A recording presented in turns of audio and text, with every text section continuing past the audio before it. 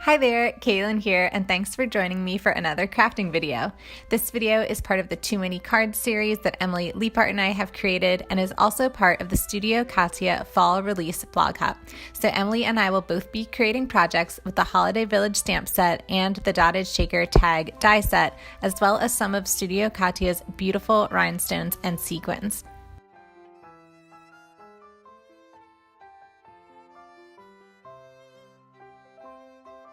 First, I'm going to die cut the base of the tag out of some white cardstock, and I'm going to do that twice. Once just with the base and then once with the inside piece. So as you can see, the inside piece of the tag die cuts two separate pieces. One's a rectangle and one is a rectangle with the top corners rounded. So that gives you some options if you want kind of different windows to use or if you just want different openings in your tag. So I decided to cut both of them out of the front part of my tag, and then I'm just going to take my scissors and cut out the bar that divides the two sections because I wanted more of an open window so that you would see more of the rhinestones that I'm going to put inside of the shaker tag.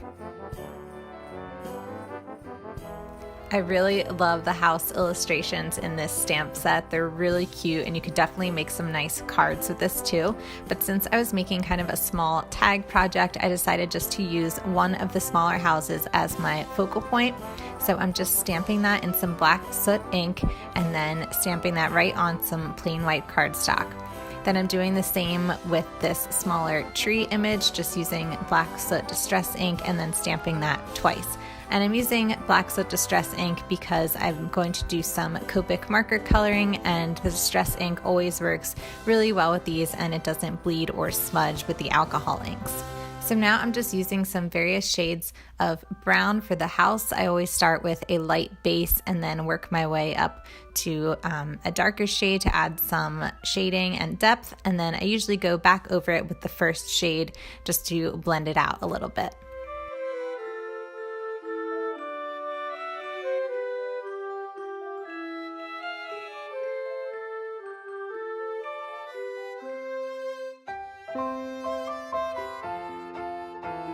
To give this house some traditional Christmas charm, I added a green door and some red lights at the top. Then just added a little bit of blue to the snow to give that a little bit of dimension, and then added some in the windows as well. Now I'm just taking a forest green Copic marker, coloring my tree base with that, and then going in with one shade darker and then blending that out with the original shade, and doing that for each tree.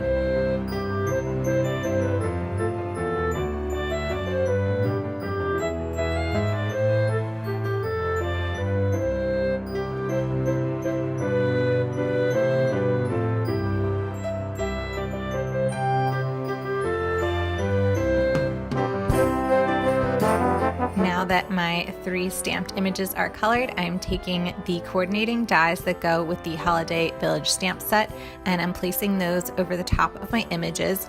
And then to make sure that they cut perfectly all the way around, I'm just using some washi tape that's not quite as sticky anymore, and I'm just using that to cover the dies. This way when I run them through my Sizzix Big Shot, they will cut perfectly where I want them to and the edges will be nice and even. So here you can see all the pieces cut out, and now I'm taking the front of my tag and choosing which sentiment I want to go on it. I was going to put it at the bottom, but then thought that I would put it at the top just because there's a little bit more room there. So I'm just taking that sentiment stamp using my black soot distress ink and stamping that on the top of my tag. Now I'm just taking a piece of clear acetate and I'm going to measure that against my tag and then cut it down using my scissors so that it will just fit on the back of the card and cover up the window. Now I'm taking some score tape and just lining that up along the edges of the tag.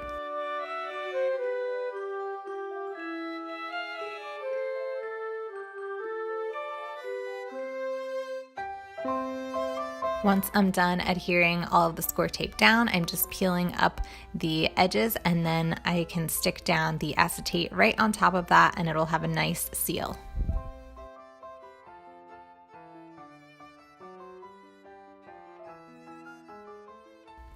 It's kind of hard to see, but now my front of my tag has a nice window and you'll be able to see all of the inside elements once I put them inside.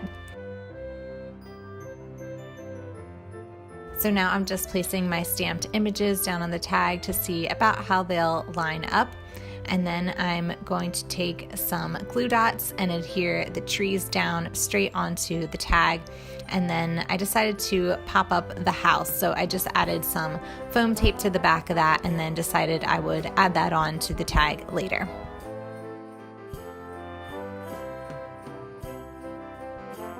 Now that the front of my tag is basically assembled, I'm going to be putting the foam adhesive on the back. So this is what is going to allow space for all of the shaker pieces to move freely. I only had foam adhesive squares, these small ones, so ideally you would have the actual foam tape that comes in a continuous strip so you don't have to adhere all of these tiny squares down, but this is what I had on hand, so it worked just fine for this. And but yeah, it just made it a little bit harder because you have to remove a lot of pieces of the foam tape backing. So I would recommend the other foam tape, and I'll link all of that below. So now I'm combining all of the different rhinestones and sequins that I wanted to be in my shaker tag. These red ones are called the July Crystals from Studio Katia, and they're just so beautiful. I love all of the different color variations that you get when they hit the light. Then I added in some really small sequins. These are the crystal clear sequins, but they almost have a little bit of a gold tint to them, which is really pretty. And then just to add a couple more elements of color, I added in the Christmas confetti sequins. So now that those are all in there together and combined, I was able to peel off the back of my foam squares and adhere the top tag to the bottom tag. So now you've assembled the shaker tag and it works really nicely and it's just so much fun to play with. So now that that's all done, I added on the house with the foam tape square, and then I'm just going to be tying a bow using some green baker's twine. So that's going to finish off this shaker tag project. I really had fun doing this. This is definitely one of my first shaker projects. I've watched so many videos on them and really enjoy them, but never really did one myself. So this was a fun new experiment, and I'm definitely going to be creating more in the future. Thank you so much for watching. Be sure to check out Emily's video to see how she created a project using these same Studio Katia supplies, and also be sure to enter the giveaway below. All the details will be in the description box, as well as on my blog and Emily's blog. You have the chance to win 2 $50 gift cards to Studio Katia. So good luck, and thanks again for watching.